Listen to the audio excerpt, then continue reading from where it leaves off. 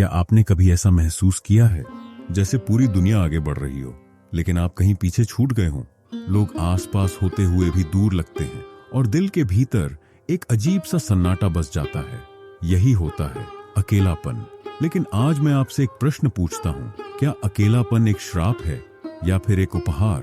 क्या हो अगर यही अकेलापन आपको आपके असली स्वरूप से मिला दे? इस वीडियो में हम उन ऋषियों की कहानियां सुनेंगे जिन्होंने अकेले चलने का मार्ग चुना, जिन्होंने भीड़ से दूर जाकर स्वयं से मिलने की साधना की। उन्होंने अकेलापन नफरत से नहीं बल्कि ज्ञान की तलाश में अपनाया। और शायद आप भी वही मार्ग चुनना चाहें। तो आइए चलते हैं उन महान ऋषियों के साथ एक ऐसी यात्रा पर जो शुरू होती है अकेलेपन से और समाप्त होती है आत्मबोध की पूर्णता में। अकेलापन और एकांत सुनने में एक जैसे लगते हैं, लेकिन असल में ये दो बिल्कुल अलग अनुभव हैं। अकेलापन तब होता है जब हम किसी की कमी को महसूस करते हैं, जब मन में खालीपन होता है और हम उस खालीपन को भरने के लिए किसी और की तलाश करते हैं। लेकिन एकांत वो होता है जब हम जानबूझकर संसार से थोड़ा हटकर अपने भीतर उतरने का निर्णय लेते हैं। अकेलापन दुख देता है, लेकिन एकांत शांति लाता है। जब दुनिया आपको अकेला छोड़ देती है तब आप अकेलापन महसूस करते हैं, लेकिन जब आप खुद दुनिया को थोड़ी देर के लिए छोड़ते हैं तो आप अपने आप से जुड़ जाते हैं। और यही किया हमारे ऋषियों ने। उन्होंने अकेलेपन को कमजोरी नहीं बल्कि आत्मचिंतन का अवसर माना। तो अगली बार जब आप खुद को अकेला महसूस करें, एक क्षण ठहरिए और पूछिए, क्या मैं वाकई अकेला हूँ या मैं एकांत में हूँ अपने आप के साथ? अब मैं आपको एक ऐसे ऋषि की कथा सुनाता हूँ जिन्होंने न तो कोई मानव गुरु बनाया और न ही समाज की परंपराओं में खुद को बांधा, फिर भी वे पूर्ण ज्ञान के प्रतीक बने। ये हैं ऋषि दत्तात्रेय, एक ऐसे ऋषि जिन्होंने जीवन में अकेलेपन को गले लगाया और फिर उसी एकांत में उन्हें 44 गुरु प्राप्त हुए। वृक्ष, अग्नि, गगन, जल, पशु, कीट, सर्प, यहाँ तक कि एक वेश्या भी उनकी गुरु बनी। उन्होंने कहा, आचार्यवत पश्यते सर्वम। जो हर वस्तु में अपने गुरु को देखता है वही सच्चा शिष्य है। ऋषि दत्तात्रेय ने हमें ये सिखाया कि जब आप खुद को अकेला मानना छोड़ देते हैं तब सारा ब्रह्मांड आपको सिखाने लगता है। वे जंगल में अकेले थे, लेकिन उनका मन पूरी सृष्टि से संवाद कर रहा था। सोचिए, क्या हम इतने खुले हैं कि हम भी जीवन की हर घटना, हर व्यक्ति, हर क्षण से कुछ सीख सकें? अकेले रहकर उन्होंने दुनिया को समझा और दुनिया को ज्ञान दिया। अब जरा ठहरिए और खुद से एक सवाल पूछिए, क्या आपके जीवन में भी कभी ऐसा क्षण आया है जब आप सच में अकेले थे? न कोई साथ, न कोई आवाज, बस आप और आपकी अपनी सोच। उस समय क्या हुआ था? क्या आप डर गए थे या कोई बेचैनी हुई थी या फिर कहीं भीतर कोई गहरी शांति भी महसूस हुई थी? हम में से ज्यादातर लोग अकेले रहने से डरते हैं क्योंकि उस समय हमें अपनी सच्चाई से सामना करना पड़ता है। लेकिन सच तो यह है कि अकेलापन हमें तोड़ता है और एकांत हमें जोड़ता है खुद से। सोचिए, जब आप सबसे कट जाते हैं तो क्या आप खुद से जुड़ते हैं या और ज्यादा बिखर जाते हैं? एकांत में मिलने वाला उत्तर शायद दुनिया की किसी भी भीड़ में नहीं मिलता। अब मैं आपको एक ऐसे ऋषि की कथा सुनाता हूँ जिन्होंने अकेलापन तो क्या, जन्म से पहले ही आत्मा का अनुभव कर लिया था। ये हैं ऋषि वामदेव। कहा जाता है कि जब वे माँ के गर्भ में थे तभी उन्होंने ब्रह्म का अनुभव कर लिया था और वहीं से उन्होंने उद्घोष किया, अहम ब्रह्मास्मि, मैं ब्रह्म हूँ, मैं वही परम सत्य हूँ। अब सोचिए, एक शिशु जो अभी जन्मा भी नहीं है, वह कह रहा है कि मैं कोई शरीर नहीं, कोई नाम नहीं, मैं ही ब्रह्म हूँ। क्या आप समझ सकते हैं उस अनुभव की गहराई? ऋषि वामदेव का जीवन एक बात सिखाता है, ज्ञान कहीं बाहर नहीं, भीतर से आता है और भीतर जाने का मार्ग अकेलेपन से होकर ही गुजरता है। जब बाहर की सारी आवाजें थम जाती हैं, तब भीतर की आवाज पहली बार साफ सुनाई देती है और वही आवाज कहती है, तुम वही हो जिसे तुम बाहर खोजते फिरते हो। तो क्या आप कभी उस मौन की ओर बढ़े हैं जहां आपकी आत्मा खुद बोलने लगे? अब जरा इस श्लोक पर ध्यान दीजिए, एकम एव अद्वितीयम ब्रह्म। ब्रह्म एक ही है और उसके जैसा दूसरा कोई नहीं। इसका अर्थ गहरा है। जब आप दुनिया के सारे रिश्तों, पहचान और द्वंद्वों से परे जाते हैं, तभी आप उस एकमात्र सत्य को अनुभव कर सकते हैं। और उस अनुभव के लिए आपको भी एकांत की ओर जाना पड़ता है। यही कारण है कि हमारे सभी महापुरुष व्यास, वशिष्ठ, याज्ञवल्क्य सबने भीड़ से नहीं, मौन और एकांत से ज्ञान पाया। भीड़ में विचार होते हैं, लेकिन एकांत में दर्शन होता है। भीड़ में आप लोगों को सुनते हैं, एकांत में आप स्वयं को सुनते हैं। जब आप सबके साथ होते हैं तब आप हर किसी का हिस्सा बनते हैं, लेकिन जब आप अकेले होते हैं तब आप पूर्णता का अनुभव करते हैं। तो अगली बार जब जीवन आपको अकेला कर दे तो घबराइए मत। शायद वही क्षण आपके ब्रह्म स्वरूप से मिलने की पहली सीढ़ी हो। अब मैं आपको एक ऐसी कथा सुनाता हूँ जो दर्शाती है कि एक अकेला व्यक्ति भी दुनिया के सबसे बड़े संकट का सामना कर सकता है। ये है ऋषि अगस्त्य, ज्ञान में अडिग, तप में स्थित और भीतर से एक पर्वत जितने स्थिर। कहते हैं एक समय संसार जल में डूबने लगा, समुंदर अपनी मर्यादा भूल चुका था। तब अगस्त्य ऋषि आगे आए, अकेले।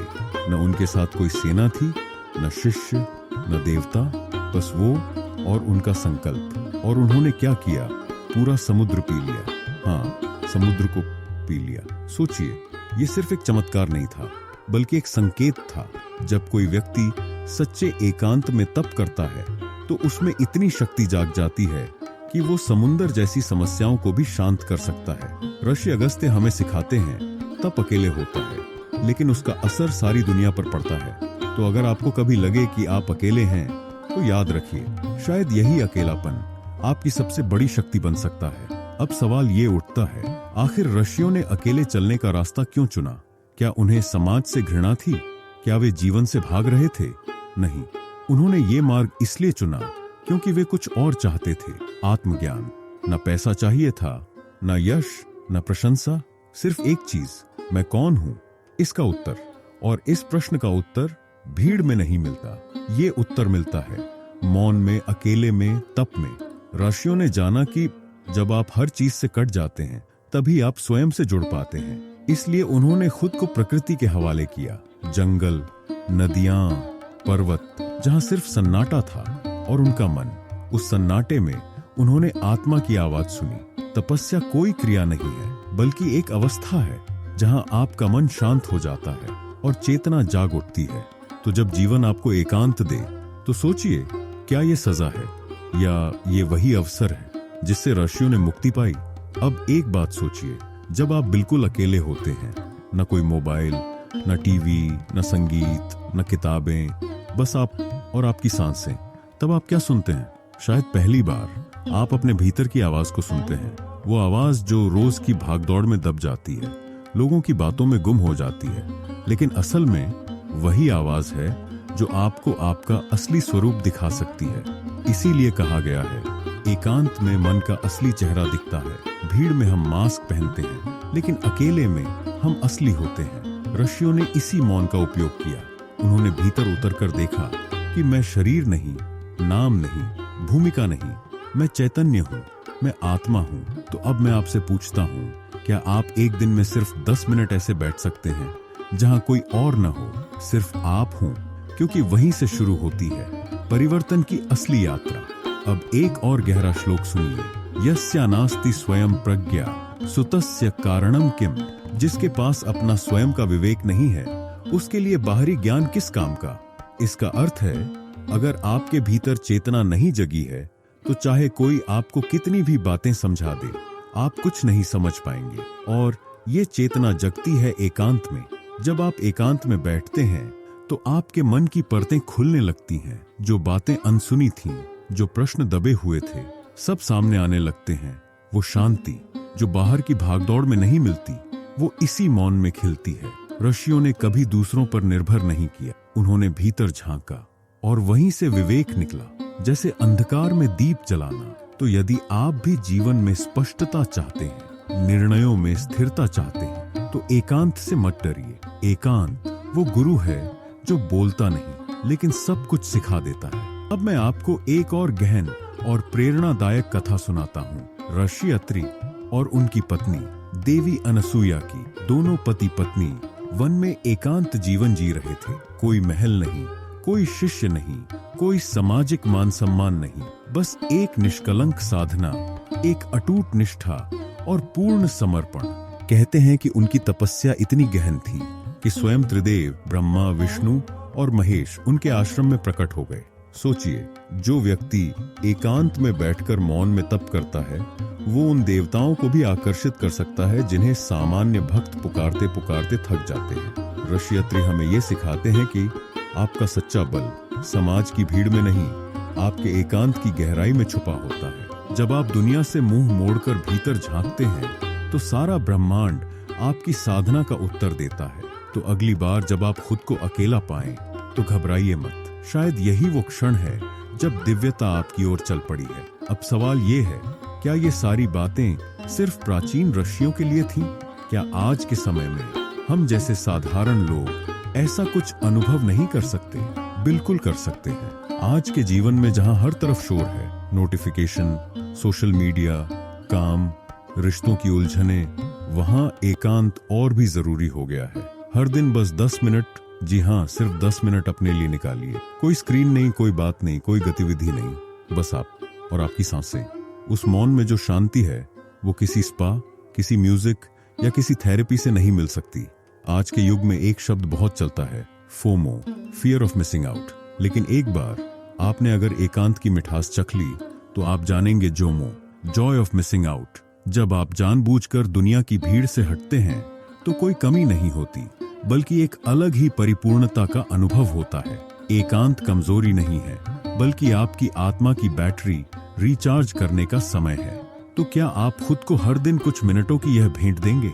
तो अब जब हम इस आत्मिक यात्रा के अंत पर पहुंचे हैं, एक बार फिर सोचिए, क्या आप सच में अकेले हैं या सिर्फ खुद से दूर हैं? ऋषियों ने हमें यही सिखाया कि अकेलापन कोई शाप नहीं है, बल्कि वो एक अवसर है, एक दर्पण है जिसमें हम पहली बार अपने असली स्वरूप को देख सकते हैं। एकांत में ही वो दीप जलता है जो तमाम अंधेरों को मिटा सकता है। इसलिए अगर जीवन में कभी ऐसा क्षण आए जब सब कुछ दूर होता जाए तो घबराइए मत, शायद वो क्षण आपके भीतर के ऋषि को जगा रहा है। यदि यह यात्रा आपके हृदय को छू गई हो तो कृपया इस वीडियो को लाइक करें, कमेंट में अपने विचार साझा करें और चैनल को सब्सक्राइब करना न भूलें। आपका एक छोटा सा समर्थन हमारे लिए बहुत बड़ा संबल बनता है। फिर मिलेंगे एक और यात्रा में, एक और शाश्वत सत्य की खोज में।